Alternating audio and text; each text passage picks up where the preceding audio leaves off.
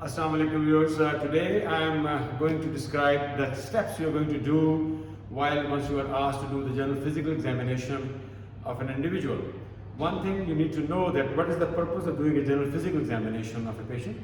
The purpose is to look at the patient from the front, from the side and from the back in totality.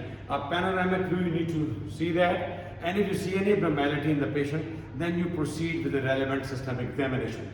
But there are a few steps which you need to do in addition to have a just observation of an individual in a panoramic view. So I'm going to start with the examination. Please be attentive to that. Assalamu alaikum. मेरा नाम doctor Abid है. I hope you will be all right if I examine you. Yes. Right? If you get any pain or any problem, just let me know accordingly. Okay, so the first thing you can see that is generally once you are touching up individual, always make sure that the patient doesn't have any pain or any deformity which the patient may be having in the hands or in the joint, and if you are touching it and the patient may develop a pain, so keep asking the individual if he has got pain in any part of the body. So see the nails first, come down to the local, to the eye, the nails has to be at your eye level, look for the clubbing, right, and there is no clubbing, then you can also do the bimanual examination of fluctuation. Different examination people have been doing it by checking the CAR test to see whether the patient has got a clubbing or not. Here I can't see a clubbing here. Okay, that's fine. And you can just hurriedly see any pain somewhere. Okay, thank you very much. So look for the clubbing. After this one, you are looking at the dorsal of the hand. The best thing is not to move the things more frequently. See whether any wasting you can see here. Okay, fine, and then turn the hand this way. See for the Janewman lesion, see for the thenar and the hypothenar eminences. Look for the pallor, and again you can look for Janewman lesions over there on the palms. Just palpate it, palpate the pulp here for the ocular nodes. And once you are examining the nails, beside clubbing, you will see for the leukonychia, and you can see for the colonychia as well. That is spooning of the nails, as you see in a patient with iron deficiency anemia. Meanwhile, if you get finding in the one hand, it's always good to examine both the hands simultaneously. After this, the routine says you go for the pulse. For examining the pulse, just slightly flex the wrist and put your three fingers, your index, your middle, and your ring over the radial pulse. Whilst you are doing it, in that case, you are checking for the rate. And I expect that all the students should have a watch to check for the pulse. Generally speaking, up to 30 seconds pulse is to be checked, and then you can multiply into 2 and make a per minute. Check for the rate, check for the rhythm, check for the vessel wall. To check for the vessel wall, put this index finger over there and the ring finger over there, and with the middle finger rotate the finger over the radial artery to look for any thickening you can see. So this is the character of the vessel wall. After that, you check for the character of the pulse. The best place to check of the pulse is the carotid artery. And how to palpate for the carotid artery? Just put the finger in the midline, put your index finger over the Adam's apple and sweep down laterally and towards the interior border of the sternocleidomastoid muscle, and wherever you are touching that finger horizontally, this is the area where the carotid pulse is. Best area to check for the correct of the pulse is the carotid. Only one type of the pulse, the best palpable in the radial artery, is for the collapsing pulse. You put the finger like this one, as I am doing it, put all the fingers over the radial artery and just lift it up and just wait and see whether the pulse comes and goes back. This pulse is also called as the collapsing pulse. So after checking the pulse, the basic vital signs including the temperature, the blood pressure, and these days and for the subsequent days I hope the pulse oximetry needs to be checked under the umbrella of general physical examination. So you will ask the examiner that they need to have the BP apparatus. Generally, I've seen the medical students carry the BP apparatus with themselves as well to check the blood pressure, and after that, check the temperature. While you're checking the blood pressure on this arm, put the other under the armpit on the left side, put a thermometer over there to check for the pulse, to check for the temperature. From this, we go to the epitrochlear lymph nodes. This is the place where it is just above the middle epicondyle of the humerus. Feel over there, feel over here as well, and always compare it on both the sides. After that, in the lying position, put your hand into the axilla. Feel the medial group of the axillary lymph nodes over there. Check for the lateral group of this one. Check for the anterior group over this one. Check for the posterior group of the lymph nodes, and then the midline and the apical portions, the apical lymph nodes in the axilla. Meanwhile, always compare it with the opposite side. Now these axilla, and you will make the individual as relaxed as possible. So ask an individual to put your arm on his arm, on your arm, and then feel the axillary lymph nodes. The axillary lymph nodes can be palpable, can be palpated not only in the supine position but also in the sitting position as well. And my purpose here is to not to disturb the individual. The examiners generally don't like if the candidates are making the patient sitting and standing and sitting and lying repetitively. So after examining the axillary lymph nodes, go on to the supraclavicular lymph nodes. You can palpate it bilaterally over this area. I will not check the remaining cervical chain. That will be checked once I will ask a patient to sit up on the bed. Okay, fine. From there, can you just remove your spec, please? So he's removing the specs, and then from the, just see the hairline.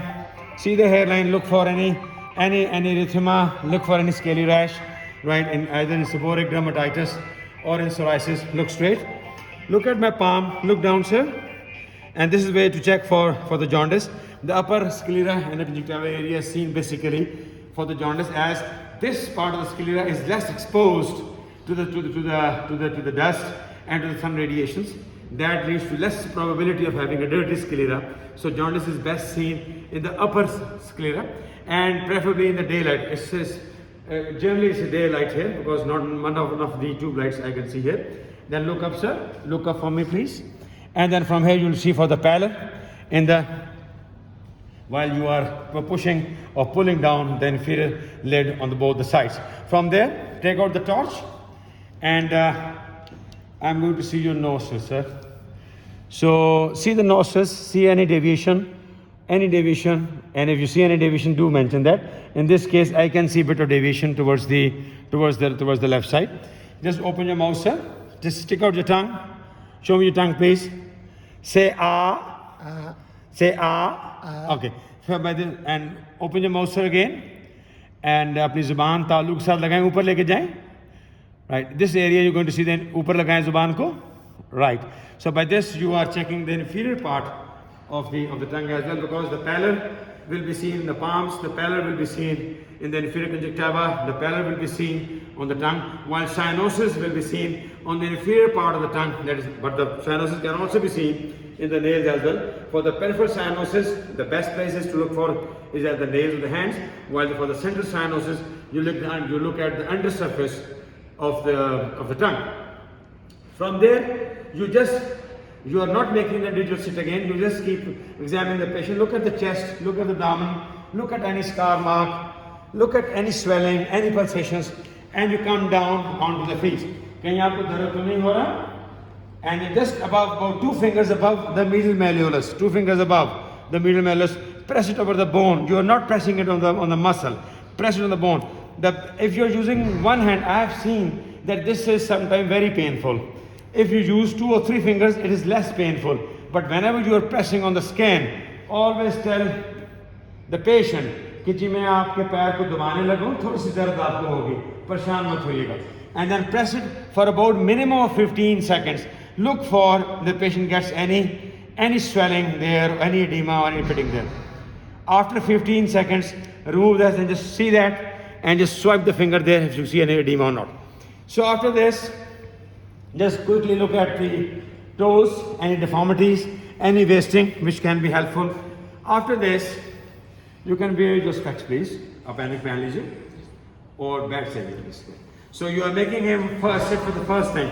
After making him sit, I have told you that I haven't examined 2 things in the neck so far. One is the cervical lymph nodes. I have checked the supraclavicular, but not the anterior and the posterior chain, which span the belly of the sternocleidomastoid muscle, and I haven't checked the thorax, which will be checked in the sitting position.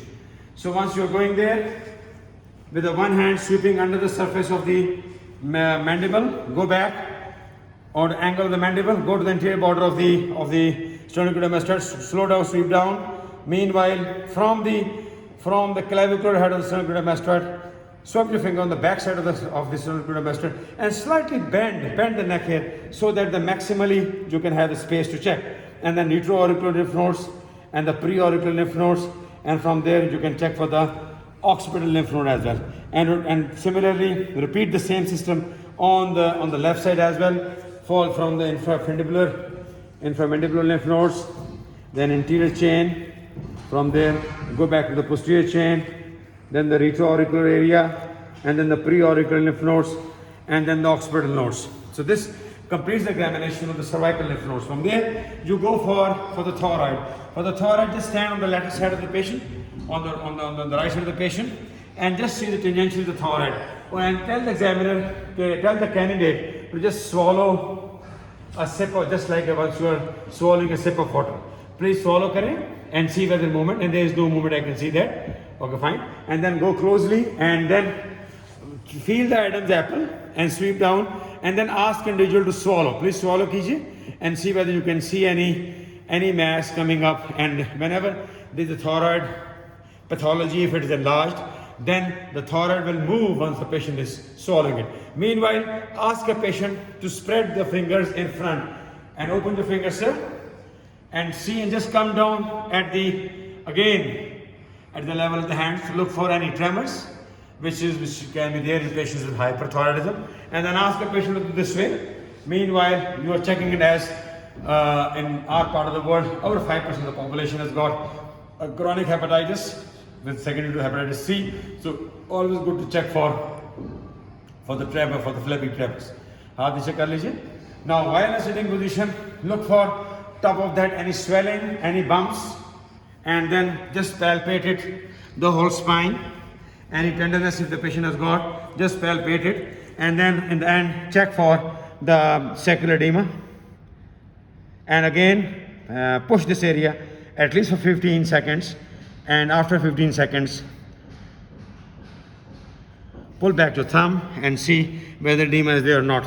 After that, make him comfortable and say, thank you very much, you have been so successful in doing this. Thank you very much.